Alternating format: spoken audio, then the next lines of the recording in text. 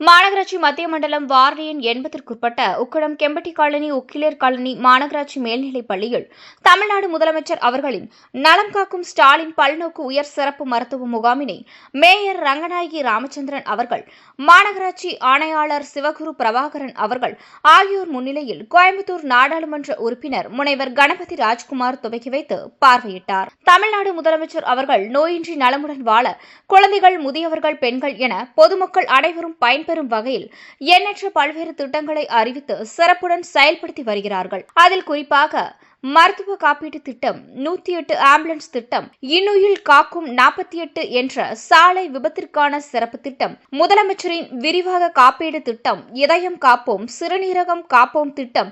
கலைஞரின் வருமுன் காப்போம் திட்டம், பாதம் காப்போம் திட்டம், நடப்போம் நலம் பெறுவோம் திட்டம், முதல்வர் மருந்தகம் திட்டம், மக்களை தேடி மருத்துவம் உள்ளிட்ட பல்வேறு திட்டங்கள் சிறப்புடன் மேற்கொள்ளப்பட்டு வருகின்றது. அந்த வகையில் பொதுமக்களின் உடல்நலனை பாதுகாக்கும் வகையில் நலம் காக்கும் ஸ்டாலின் என்ற சிறப்பு முகாமினை தமிழ்நாடு முதலமைச்சர் தொடங்கி வைத்ததை தொடர்ந்து தமிழகம் முழுவதும் இச்சிறப்பு மருத்துவ முகாம் சிறப்புடன் நடைபெற்று வருகிறது. அந்த வகையில் இன்றைய தினம் மத்திய மண்டலம் வார்டு எண் 80ற்குட்பட்ட உக்கடம் கெம்பட்டி காலனி, ஓக்லியர் காலனி மாநகராட்சி மேல்நிலைப் பள்ளியில் மாண்புமிகு தமிழ்நாடு முதலமைச்சர் அவர்களின் நலம் காக்கும் ஸ்டாலின் பல்நோக்கு உயர் சிறப்பு மருத்துவ முகாம் நடைபெற்றது.